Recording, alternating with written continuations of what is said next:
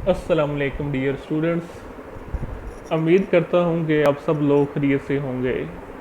Last time हमने bio का chapter number 22 variation and genetics finish किया था और आज हम बायो का चैप्टर नंबर 23 बायोटेक्नोलॉजी स्टार्ट करने जा रहे हैं। तो सबसे पहले हम डिफ़ाइन करते हैं व्हाट इज़ बायोटेक्नोलॉजी। ऐसी मॉडर्न टेक्निक्स जिनके ज़रिए एक ऑर्गेनिज्म से जीन्स को रिमूव किया जाता है, फिर उन जीन्स को इंसर्ट किया जाता है किसी दूसरे ऑर्गेनिज्म में, किस पर्पज़ के लिए, for the production of desired substances such as hormones, vaccines, drugs and insulin etcetera.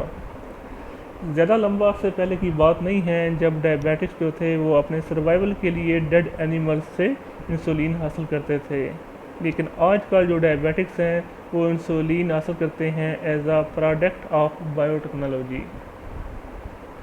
Initially biotechnology was done in viruses, bacteria and yeast etcetera, लेकिन आजकल जो जीन्स है उनको इंट्रोड्यूस किया जा सकता है प्लांट सेल में as well as in the animal cells. Plant cell में जो रिक्वायर्ड जीन है उसको इंट्रोड्यूस किया जाता है इनटू अ सिंगल प्रोटोप्लास्ट या फिर a piece of cultured plant tissue में, तो फिर उससे एक जो न्यू प्लांट है वो जनरेट किया जाता है। इसी तरह मैमल में जो रिक्वायर्ड जीन होता है उसको इंसर्ट किया जाता है इनटू द ज़ायगोट या फिर अर्ली एम्ब्रियो स्टेज पे in the in vitro condition, फिर उसको प्लेस किया जाता है इनटू द यूट्रस, फिर उस प्रोसेस के ज़रिए एक ऑल्टर्ड एनिमल जो है वो ऑब्टेन किया जा सकता है। नेक्स्ट हम देख लेते हैं यूजेस ऑफ बायोटेक्नोलॉजी। जो बायोटेक्नोलॉजी के लार्ज नंबर ऑफ बेनिफिट्स हैं। फॉर एग्जांपल जो जेनेटिकली इंजीनियर बैक्टीरिया है उसको हम इस्तेमाल करते हैं to clean the environmental pollutants. इसी तरह सॉइल की फर्टिलिटी को इन्हांस करने के लिए, हार्मफुल पेस्ट को किल करने के लिए, and to manufacture the proteins, vaccines, hormones and drugs etcetera. Next हम देख लेते हैं जीन क्लोनिंग को। तो जीन क्लोनिंग को हम डिफ़ाइन कैसे करते हैं। जीन क्लोनिंग एक ऐसा प्रोसेस है जिसमें एक जीन की large number of identical copies जो हैं वो बनाई जाती हैं। जो रिकम्बिनेंट डीएनए टेक्नोलॉजी है ये इस्तेमाल होती है when a large quantity of gene is required. एक मोर एडवांस टेक्निक जो है जिसको हम बोलते हैं पॉलीमरेज चेन रिएक्शन, ये भी इस्तेमाल होती है for the production of large number of identical copies of a gene in the laboratory test tubes. अब हम डिस्कस करते हैं रिकम्बिनेंट डीएनए टेक्नोलॉजी को। तो सबसे पहले हम रिकम्बिनेंट डीएनए टेक्नोलॉजी को डिफाइन करते हैं। एक ऐसा procedure for creating the DNA molecules composed of one or more segments from the other DNA molecules. Next हम डिफाइन करते हैं रिकम्बिनेंट डीएनए को। एक डीएनए का ऐसा मॉलिक्यूल जो कि प्रोड्यूस होता है बाय जॉइनिंग टू और मोर डीएनए फ्रेगमेंट्स जो कि that are not normally in physical proximity but are often from different sources or organisms। अब रिकम्बिनेंट डीएनए को प्रोड्यूस करने के लिए जो कंपोनेंट्स रिक्वायर्ड होते हैं उनको हम डिस्कस करते हैं। सबसे पहले जो जीन ऑफ इंटरेस्ट है जिसको हमने क्लोन करना होता है उसको ऑब्टेन करते हैं। उसके बाद उस जीन ऑफ इंटरेस्ट को हम मॉलिक्यूलर सीजर के ज़रिए कट करते हैं। फिर हम एक मॉलिक्यूलर कैरियर या वेक्टर लेते हैं जिसमें जो जीन ऑफ इंटरेस्ट है उसको प्लेस करते हैं। फिर gene of interest along with its vector जो है वो इंट्रोड्यूस किया जाता है into an expression system to make a specific product. 4 steps हैं। सबसे पहले जो डिज़ायर्ड जीन ऑफ इंटरेस्ट है उसको हम आइडेंटिफाई करते हैं, उसको फिर रिस्ट्रिक्शन एंजाइम के ज़रिए कट करते हैं। उस जीन ऑफ इंटरेस्ट को फिर हम किसी वेक्टर में प्लेस करते हैं। फिर जीन ऑफ इंटरेस्ट जो है अलॉन्ग विद इट्स वेक्टर जो है उसको इंट्रोड्यूस किया जाता है into the expression system to make a specific product. तो फर्स्ट स्टेप है वो है how to get a gene. Gene of interest को हासिल करने के लिए जो 3 पॉसिबल वेज हैं वो ये हैं। Isolation from the chromosomes.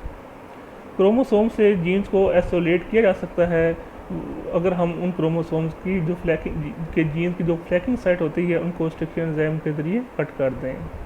या जो दूसरा तरीका है वो ये है कि जो स्मॉल साइज जीन्स हैं उनको हम लेबॉर्ट्री में केमिकली सिंथेसाइज भी कर सकते हैं।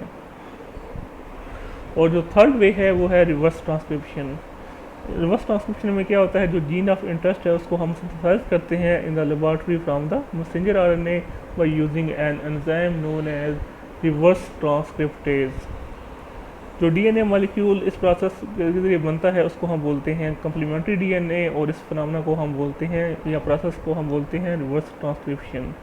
रिवर्स ट्रांसक्रिप्शन एक ऐसा प्रोसेस है जिसमें मैसेंजर आरएनए से कम्प्लीमेंट्री डीएनए बनता है by using an enzyme known as reverse transcriptase.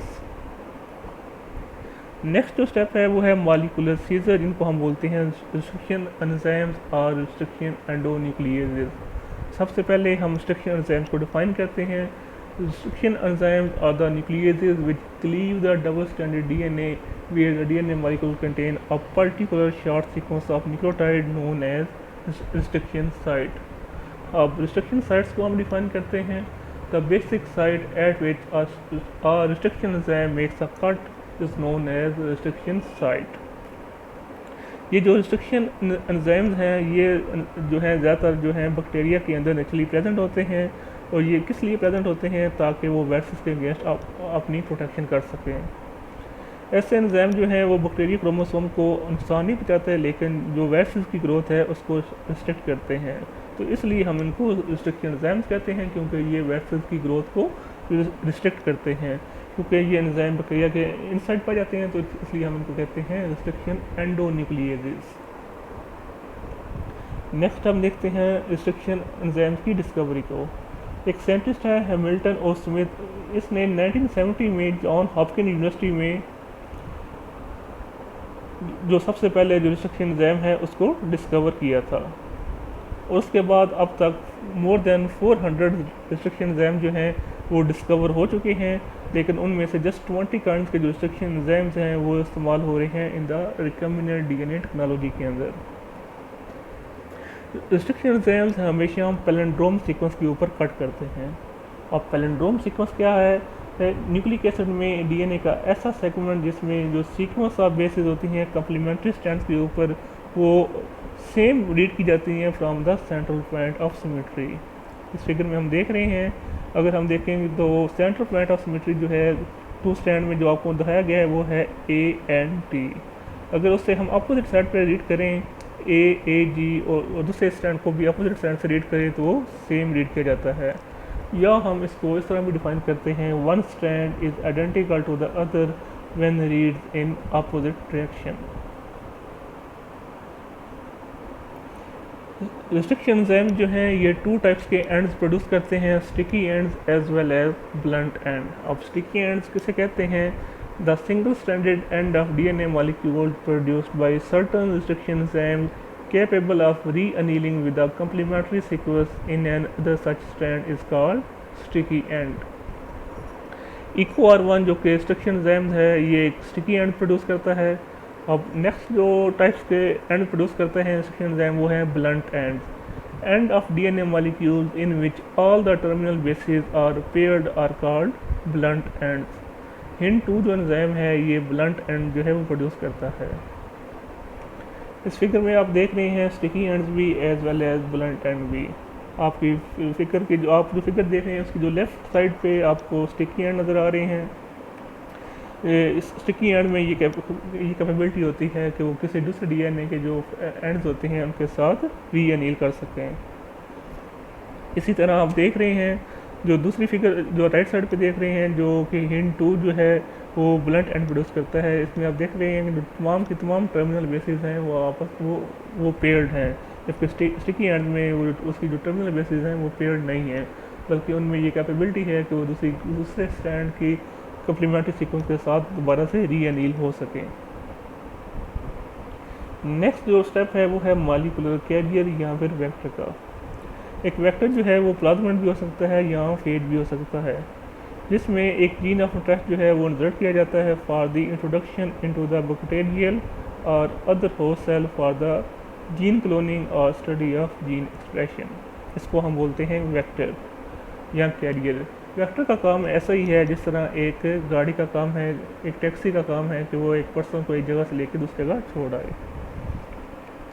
Vectors की 2 मेन टाइप्स हैं, प्लाज्मिड और लैम्डा फेज। तो सबसे पहले हम प्लाज्मिड्स को देखते हैं। प्लाज्मिड्स क्या हैं? ये natural extra chromosomal circular DNA molecules हैं जिनमें एंटीबायोटिक रेजिस्टेंट जीन जो है वो प्रेजेंट होता है। प्लाज्मिड्स की एग्जांपल्स क्या हैं? PSC101, PBR332। जो PSC101 है इसमें टेट्रासाइक्लिन रेजिस्टेंट जीन जो है वो प्रेजेंट होता है, जबकि PBR332 में tetracycline as well as ampicillin resistant gene जो हैं वो प्रेजेंट हैं। दूसरा जो वेक्टर यूज़ हो सकता है जीन क्लोनिंग में वो है लैम्डा फेज का। लैम्डा फेज जो है ये भी यूज़ होता है एज अ वेक्टर। ऐसे फेज जिनके अंदर रिकम्बिनेंट डीएनए होता है वो जब अटैच होते हैं टू द बैक्टीरियम और फिर वो बैक्टीरियम के साथ अटैच होते ही हैं तो जब वो अपना रिकम्बिनेंट डीएनए उसमें रिलीज़ कर देते हैं। अब बैक्टीरिया के अंदर जब वैसे रिप्रोड्यूस करते हैं तो साथ साथ जो जीन होता है क्लोन जीन वो भी रिप्रोड्यूस होता है। तो इस तरह आपका जो इंटायर जीन ऑफ इंटरेस्ट है वो मल्टीप्लाई हो चुका होता है। अब हम देख लेते हैं procedure of recombinant DNA. Recombinant DNA produce करने के लिए हम प्लाज्मिड को एक खास रिस्ट्रिक्शन एंजाइम के लिए कट करते हैं। ये रिस्ट्रिक्शन एंजाइम वही होता है जिससे हमने जीन ऑफ इंटरेस्ट को कट किया होता है। उसके बाद जो जीन ऑफ इंटरेस्ट के स्टिकी एंड्स होते हैं और जो प्लाज्मिड्स के स्टिकी एंड्स होते हैं उनको आपस में जोड़ दिया जाता है with the help of enzyme जिसको हम बोलते हैं डीएनए लाइगेज।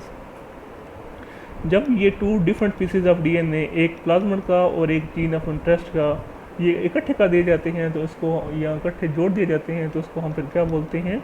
रिकम्बिनेंट डीएनए और काइमेरिक डीएनए।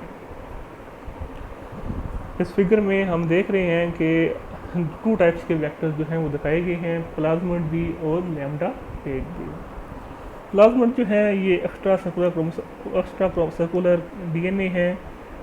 जब इनको स्पेसिफिक रिस्ट्रिक्शन एंजाइम के जरिए कट किया जाता है एट स्पेसिफिक साइट जिसको हम बोलते हैं रिस्ट्रिक्शन साइट। इसके साथ साथ जो जीन ऑफ इंटरेस्ट है उसको भी रिस्ट्रिक्शन एंजाइम के जरिए कट किया जाता है। फिर जो स्टिकी एंड्स होते हैं प्लाज्मिड के और जो स्टिकी एंड होते हैं जीन ऑफ इंटरेस्ट के वो आपस में डीएनए लाइगेज के जरिए जोड़ दिए जाते हैं जिसको हम बोलते हैं फिर रिकम्बिनेंट डीएनए। इसी तरह जो लैम्डा फेज है उसके जो डीएनए है वो भी उसको भी हम रिस्ट्रिक्शन एंजाइम के ज़रिए कट करते हैं। जब हम उसको कट कर देते हैं तो फिर हम जो जीन ऑफ इंटरेस्ट है उसमें इंसर्ट करते हैं with the help of DNA ligase. उस पे जो डीएनए उससे जो डीएनए प्रोड्यूस होता है उसको हम बोलते हैं रिकम्बिनेंट डीएनए। लास्ट में हम देख लेते हैं expression of a recombinant DNA. A clone can be a large number of molecules, clone genes, cells, clone bacteria or organisms that are identical to the original specimen। तो जो expression है वो plants में भी हो सकता है, हम करा सकते हैं, एनिमल्स में भी करा सकते हैं और बैक्टीरिया में भी करा सकते हैं। अगर तो बैक्टीरियल सेल्स को हम एक्सप्रेशन के लिए सबसे पहले बैक्टीरियल सेल्स को हम ट्रीट करते हैं with the help of calcium chloride के साथ। उस कैल्शियम क्लोराइड का फंक्शन क्या है?